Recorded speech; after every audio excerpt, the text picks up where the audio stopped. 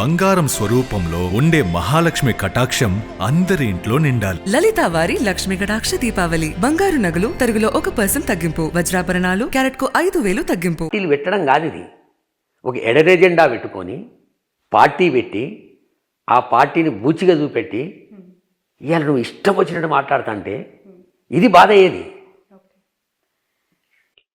నేను ఇందాక అన్న 2 క్వశ్చన్స్లో ఒకటి వచ్చేసిన ఇంకొక క్వశ్చన్ చాలా సెన్సేషనల్. ఇది ఇంటర్నల్గా వాళ్ళ ఫ్యామిలీస్కి సంబంధించి అసలు గొడవ షర్మిల జగన్మోహన్ రెడ్డి గారి కోసం పాదయాత్ర చేసిన టైంలోనే బ్రదర్ అనిల్ కాంగ్రెస్ హైకమాండ్తో అంటే సోనియా రాహుల్ గాంధీ గారితో మాట్లాడి జగన్ని బయటికి రాకుండా చేయటం ఒక విషయం అయితే, బయటికి రాకపోతే తన భార్య షర్మిల ఆల్రెడీ పాదయాత్ర చేస్తూ ప్రజల్లో ఎమర్జ్ అయింది కాబట్టి ఆమెనే ముఖ్యమంత్రిగా చూసుకోవాలి, ఆమెనే ఉండాలనే ఆశతో సోనియా గాంధీతో టచ్లోకి వెళ్ళాడు అనేది ఇంకొక అంశం. ఇప్పుడున్న పరిస్థితులను బట్టి చూస్తే అది నిజమే అనిపిస్తుంది. సోనియా గాంధీతో అప్పట్లోనే బ్రదర్ అనిల్ కలిపి ఇది నేను స్థాయి ఆలోచన చేసి ఉంటాను. నేను చెప్తున్నా కదనమ్మా, అల్లుడు కొడుకు గాడెప్పుడు కూడా, అల్లుడు కొడుకు ఎప్పుడు గాడు అవుతాడా? కాదు. అదే మరి దీని ఎంబడి నేను చెప్తున్నా కదమ్మా, ఈ విచిత్రమైనటువంటి నాటకాలు ఎందుకు చేస్తున్నారు అనే దానికి ఒక బాగా ఆలోచన చేసేటోడు ఉంటే ఇవన్నీ ఉండొచ్చు. ఏడనో ఎక్కడనో ఒక విషబీజం పడ్డదమ్మా. ఆ విషబీజాన్ని కొనదాకా గుంజుకొచ్చే ప్రయత్నం చేస్తారు. ఇప్పటికి ప్రయత్నం చేస్తారు. ఇంకా అయిపోయింది. తెలంగాణలో వదిలిపెట్టి 7 అన్నారు, 7 తర్వాత 3 అన్నారు, 3 తెలంగాణ వదిలిపెట్టారు. ఇప్పుడు ఆంధ్రకు పోయింది. అదే అలా బ్రదర్ అనిల్ ఈ షర్మిల గారిని సీఎం చేయాలనుకోవడం, సోనియా గాంధీతో చేతులు కలిపి జగన్ని జైలు నుంచి రాకుండా అడ్డుకునే ప్రయత్నం చేయడమే ఈ గ్యాప్కి కారణం అనేది ఒక వార్త అయితే. నేను ఇప్పుడు ఆ గ్యాప్ ఆమెకి రాజ్యసభ కూడా జగన్మోహన్ రెడ్డి ఈ గ్యాప్ కారణమా లేదా అని నేను పెద్దగా చెప్పదలుచుకోలే. కానీ రాజశేఖర్ అన్న చెల్లెమ్మ విమలక్కు ఉంది. ఆమెనైతే క్లియర్గా చెప్పింది. యూట్యూబ్ ఛానల్కి అదే చెప్పింది, శాటిలైట్ ఛానల్ కూడా అది చెప్పింది. అన్న చనిపోయిన తర్వాత మా కుటుంబ సభ్యులమందరం కూర్చున్నాం. మేము కూర్చున్నాక జగన్ బాబు రాజకీయాల లోపల పూర్తి స్థాయిలో ఉండాలి, షర్మి పాప పూర్తి బిజినెస్ చూసుకోవాలి, 2 ఈక్వల్గా పోవాలి, వాళ్ళు మన కుటుంబాన్ని మనం కాపాడుకోవాలి. చాలా ఇబ్బందులు పెడతారు మనకు, ఇవన్నిటి తట్టుకొని ముందుకోవాలని వాళ్ళు మాట్లాడుకున్నారట. దీనికి కూడా మళ్ళీ విమలమ్మ ఇది మనకు ఆమె అది కావాలి, ఆమె గవై కావాలి, లేకపోతే విజయమ్మ గవై అని కావాలంటే ఎవరేమేం చెప్పలేము. ఛానల్ కొడితే తెలిసిపోతుంది. అందుకు అక్కడ వరకు ఏం లేదు. నిర్ణయం చేసుకోరు. ఇబ్బందులు స్టార్ట్ అయినాయి, దాడిలు స్టార్ట్ అయినాయి, కుమ్ముక్కులు స్టార్ట్ అయినాయి, కేసులు స్టార్ట్ అయినాయి, ఇన్కమ్ ట్యాక్స్ రైడింగ్లు స్టార్ట్ అయినాయి, సిబిఐ ఎంక్వైరీలు స్టార్ట్ అయినాయి. ఇవన్నీ అయినప్పుడు కూడా కలిసికట్టుగానే ఉన్నాం మనం. 2014లో అవినాష్కు ఎంపీ సీట్ ఇస్తే గెలిపించినాం కదా మనం. నీ పాత్ర కూడా ఉంది కదా అందులో. 2019లో సరే నువ్వు పాదయాత్ర చేసినప్పుడు ముఖ్యమంత్రి కాకుండొచ్చు. జగన్మోహన్ రెడ్డి గారు 3,648 కిలోమీటర్లు నడిచిన తర్వాత 51% ఓట్లు, 151 సీట్లు, 86% సీట్లు గెలిచిన దాంట్లో నీది కూడా ఎంతో కొంత భాగస్వామ్యం ఉంది కదా. అప్పుడు కూడా అవినాష్ రెడ్డి గారే కదా ఎంపీ. ఇంకెక్కడ సంబంధాలు పెడితే చెప్పండి. నువ్వు 2014లో ఏమన్నావో, నువ్వు ప్రజల్ కుమార్ పోయి సోనియా గాంధీని ఏమన్నదో, ఏం కలిసినరో, అవన్నీ అయిన తర్వాత కూడా నువ్వు 2019 వరకు కూడా సెటరైట్ ఉన్నావు కదా. ఎప్పుడు స్టార్ట్ అయింది నీ పంచాయతీ? ఎందుకు స్టార్ట్ అయింది పంచాయతీ? మన చుట్టూ తిరిగే వరకు ఏమవుతుంది? ఏదో ఇల్లీగల్ ఫైల్స్ మూవ్మెంట్ చేయాలి, అదే చెయ్యన్నాడు. క్లీన్ పాలిటిక్స్ కోరుకున్నారు జగన్మోహన్ రెడ్డి 101%. అందులో సొంత మనుషులు కూడా లాభం ఎవరు లేడు. కానిస్టేబుల్ కావచ్చు, ఐఏఎస్ ఆఫీసర్ కావచ్చు, ఐపీఎస్ ఆఫీసర్ కావచ్చు, ఎవడన్నా కానీ అంటే జీవితాన్ని చదివిండమ్మా. షర్మిల గారి కుమారుడి ఎంగేజ్మెంట్లో జగన్ గారికి అవమానం చేశారు, ఆయన సరిగా ఎదుర్కోవాలి అంటే మేము ఇవ్వాల్సిన గౌరవం ఇవ్వలేదు, మర్యాద చేయలేదు అని ఆయన ఫ్యాన్స్ చాలా ట్రోల్ చేశారు, లేదంటే కమెంట్స్ పెట్టారు, బాధను వెలుపుచ్చారు. ఇదేనా మేనమామకి ఇవ్వాల్సిన గౌరవం, రెస్పెక్ట్ అని చెప్పి. ఇప్పుడు 17వ తారీఖు పెళ్ళి. సో జగన్ గారు వస్తారంటారా చెల్లి? ఈ సిచ్యువేషన్స్ ఇవన్నీ చూసిన తర్వాత ఆయన నేచర్ ఏంది మీకు కూడా తెలుసు, సో వచ్చే అవకాశం ఉందంటారా? ఒకటమ్మా, జగన్మోహన్ రెడ్డి గారు, రాజశేఖర రెడ్డి గారు చాలా స్ట్రైట్ ఫార్వర్డ్ మనుషులు.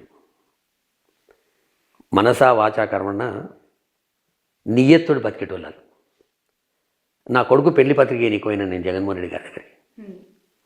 రాఘవన్న ఏమనుకోవద్దే,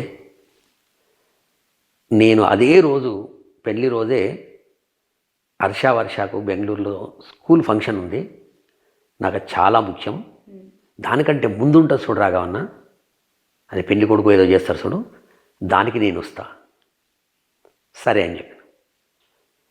వైవి సుబ్బారెడ్డి గారి ఇంట్లో నా పెద్ద కొడుకుది పెళ్లి కొడుకు చేస్తే విజయమ్మ గారు, జగన్ గారు వచ్చి ఒక 4 గంటల నుండి లంచ్ చేసిపోయాడు.